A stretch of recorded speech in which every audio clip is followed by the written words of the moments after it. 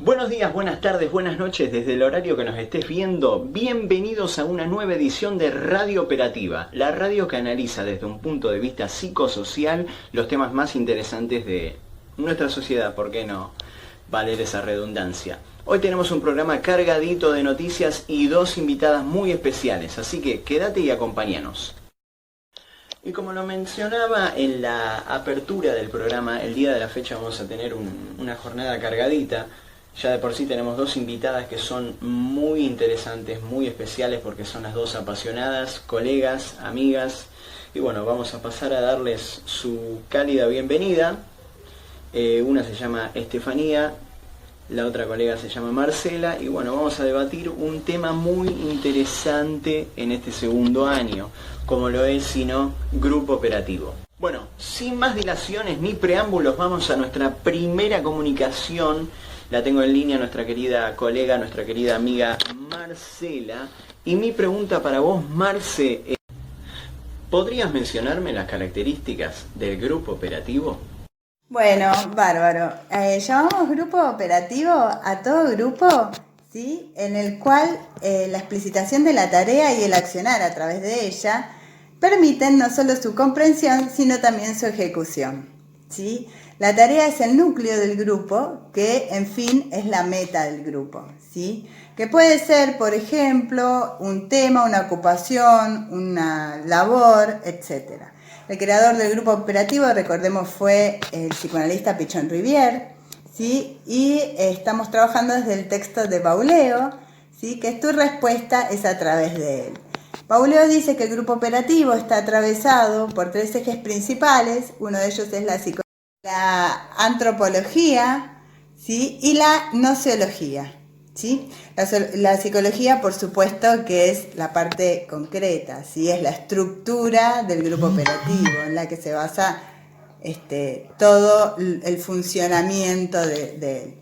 En el grupo operativo está integrado alrededor de 10 o 12 personas que van a tener una trama vincular importante, que van a tratar el tema de la tarea, que va a ser el fin, la meta de este grupo, ¿sí? Y lo bueno de esto es que cuando hablamos de antropología, volviendo al tema, que está atravesado por la antropología, justamente el grupo operativo, ¿sí? Estamos hablando de los seres sociales, ¿sí? Los hombres insertos adentro de una estructura social, ¿sí? Por eso dice Bauleo que está atravesado por la antropología. Y la nociología justamente es el conocimiento, ¿no? Es este aprendizaje que se da en el vínculo de unos con otros y se resuelve en un aprendizaje, ¿sí?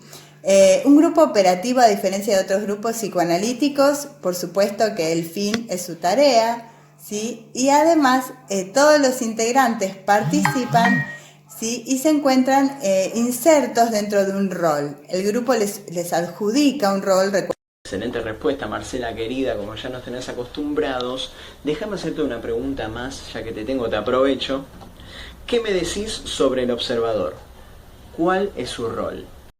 Bueno, muchas gracias, Pablo. Bueno, te comento un poco entonces la inquietud que tenés, ¿sí? En un grupo operativo siempre debe haber un coordinador que coordine, opere en el grupo y un observador que puede ser opcional, ¿sí?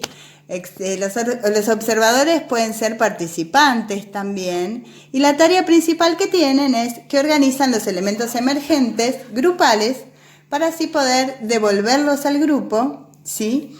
Recordemos que los emergentes grupales son aquellas cuestiones del carácter de lo explícito, ¿sí? Que se disfrazan en lo implícito y salen a la luz a través del portavoceo de alguno de los integrantes. Y el rol, entre muchos de los roles que vamos a encontrar en el grupo, el rol del observador justamente es, como quien diría, darle una mano a la coordinadora y poder disipar esto que está ocurriendo a través de los elementos emergentes.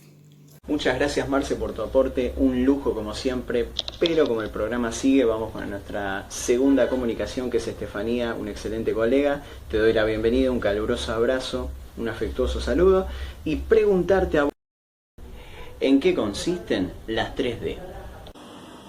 Bueno, se trata de una herramienta o instrumento de análisis del fenómeno de la depositación o transferencia. que se nos presenta en toda vinculación entre las personas. Enfoca de modo tripartito lo atinente a las relaciones vinculares, donde nos encontramos con el depositante, el depositario y lo depositado. Tefi, excelente Tefi, muchas gracias por tu aporte. Y ahora, ¿qué nos podés aportar sobre la contratransferencia? Bueno, Pablo, la contratransferencia es un término propio del psicoanálisis, ¿verdad? Contrario al de transferencia. Este sucede cuando el psicoanalista transfiere elementos de sus problemas pasados o presentes al paciente que está siendo objeto de análisis. Decime, Pablo, ¿qué es la transferencia? La transferencia son acciones que suponen trasvasar algo de un sujeto a otro.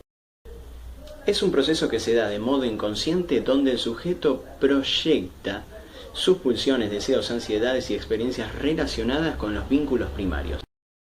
Se presenta una regresión o resistencias derivadas de experiencias anteriores. Un ejemplo de la vida cotidiana es la reincidencia en los vínculos patológicos comúnmente llamados relaciones tóxicas. Pablo, querido, ¿cómo estás? Bueno, a mí me gustaría preguntarte ¿cuáles son los potenciales obstáculos que existen en el abordaje de la tarea? Los potenciales obstáculos en el abordaje de la tarea son dos: el obstáculo epistemológico y el obstáculo epistemofílico. El primer obstáculo se centra en las dificultades de aprehensión de nuevos conceptos del plano explícito o el abordaje de la tarea, cortes en la comunicación, lagunas mentales y centra las resistencias al cambio. El obstáculo epistemofílico, por su parte, son los temores inconscientes, los preconceptos, la negación, los miedos y las ansiedades básicas.